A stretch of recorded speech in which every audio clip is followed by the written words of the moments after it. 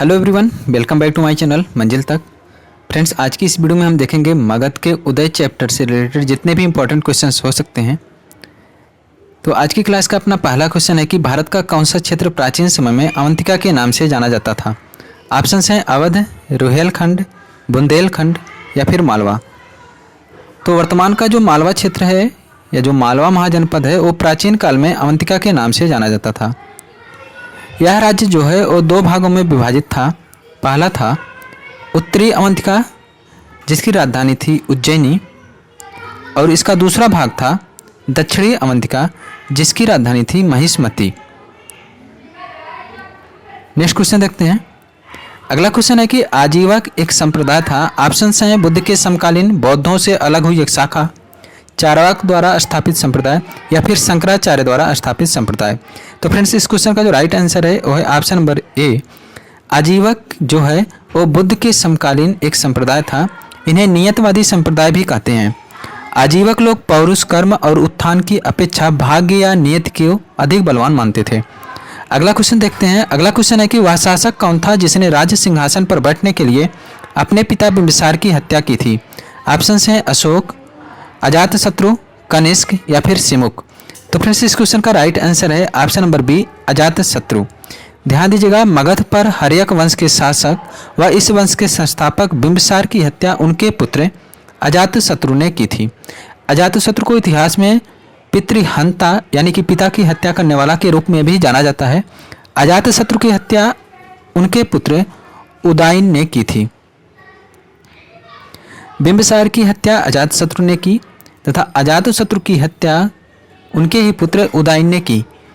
अगला क्वेश्चन देखते हैं। अगला क्वेश्चन है कि सिकंदर और पोरस की सेनाओं ने किस नदी के आमने सामने वाले तटों पर पड़ाव डाला हुआ था। ऑप्शंस हैं रावी के, सतलज के, झेलम के या फिर चिनाब के। तो फ्रेंड्स, इसका राइट आंसर होगा ऑप्शन नंबर बी, झेलम के।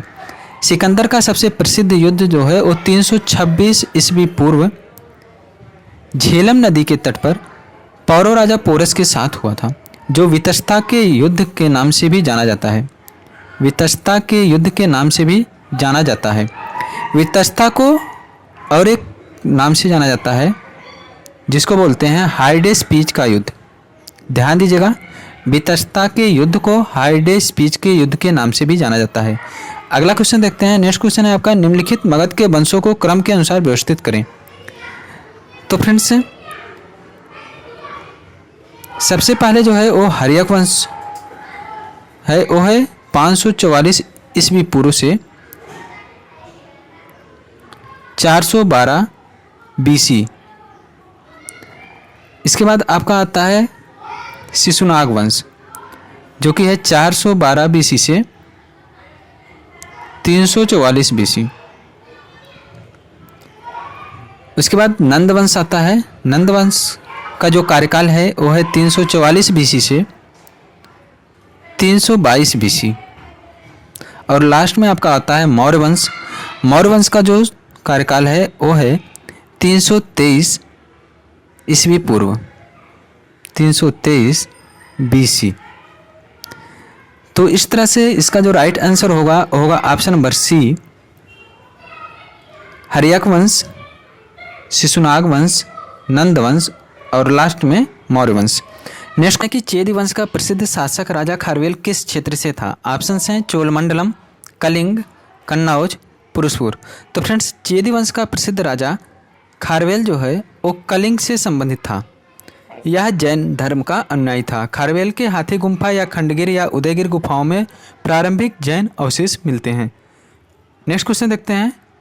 उस साम्राज्य का नाम जिसने पहली बार युद्ध में हाथी का इस्तेमाल किया। ऑप्शंस हैं कौशल, मगध, चंदा, अवंती। तो फ्रेंड्स, मगध साम्राज्य में संभवतः मौर्य शासकों ने सर्वप्रथम युद्धों में हाथियों का प्रयोग किया था। ध्यान दीजिएगा, मगध साम्राज्य में संभवतः मौर्य शासकों ने सर्वप्रथम युद्धों में हाथियों का प्रयोग किया था। मौर्य सम्राट चंद्रगुप्त मौर्य की सेना का वर्णन यूनानी लेखक प्लूटार्क ने किया है। चंद्रगुप्त मौर्य की सेना का वर्णन यूनानी लेखक प्लूटार्क ने किया है। इस क्वेश्चन का जो राइट आंसर होगा option number B. Next question देखते हैं। किसकी सेना ने ग्रीक शासक सिकंदर के साथ झेलम नदी के तट पर मुकाबला किया? ऑप्शन है चंद्रगुप्त मौर्य, पोरस, घनानंद या फिर आम्भी। तो फ्रेंड्स इसका राइट आंसर होगा ऑप्शन नंबर बी। इससे पहले भी ये क्वेश्चन आप लोगों ने देखा। 326 ईस्वी पूर्व में पौरव राजा पोरस की व सिकंदर की सेनाओं के मध्य झेलम नदी के तट पर युद्ध हुआ, जिसे बितस्ता के युद्ध या फिर हाइडेस्पीच के युद्ध के नाम से भी जाना जाता है। तो इस क्वेश्चन का राइट आंसर होगा ऑप्शन नंबर बी। अगला क्वेश्चन देखते हैं। उस गणतंत्र का नाम बताइए जो 6ठी शताब्दी ईसा पूर्व 8 राज्यों का एक संघ था। ऑप्शन हैं गांधार, वज्जी, कौशल या फिर अवंती। तो फ्रेंड्स इसका जो राइट आंसर है वो है option number B, Vajji. Vajji Sangh जो है वो 8 गणतंत्रों का समूह था। बुद्ध के समय 10 गणतंत्र राज्य थे, जिसमें से 8 वज्जी संघ के अंतर्गत आते थे। बुद्ध काल का सबसे बड़ा तथा शक्तिशाली वैशाली का लिच्छिवगढ़ राज्य था। नेक्स्ट क्वेश्चन है आपका। निम्न में से किस शासक को मगध के उदय का श्रेय जाता है? ऑप्शन हैं बिंदुसार, अजातशत्रु, बिंबिसार या फिर वसुदेव। तो फ्रेंड्स इसका जो राइट आंसर होगा ऑप्शन नंबर सी, बिंबिसार। ध्यान दीजिएगा, मगध जो है उस 16 महाजनपदों में से सबसे महत्वपूर्ण जनपद उभरकर सामने आया, जिसकी आरंभिक राजधानी गिरिब्रज राजगिरी थी।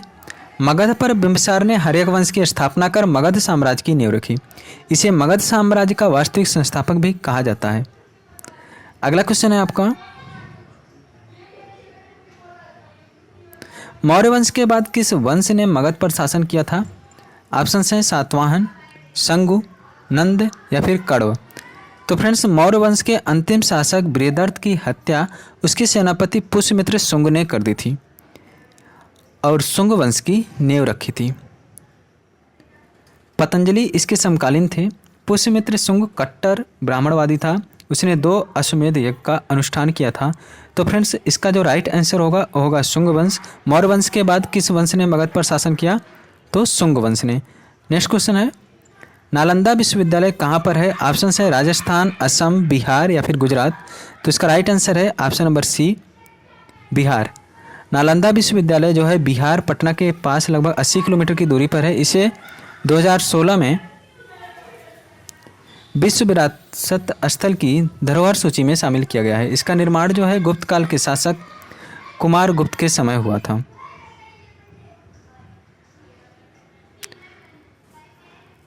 आज के लिए बस इतना ही। आई होप आप को वीडियो पसंद आई होगी। अगर वीडियो पसंद आई है तो लाइक कीजिएगा, शेयर कीजिएगा। मिलते हैं नेक्स्ट वीडियो में, तब तक के लिए bye, take care, thanks for watching.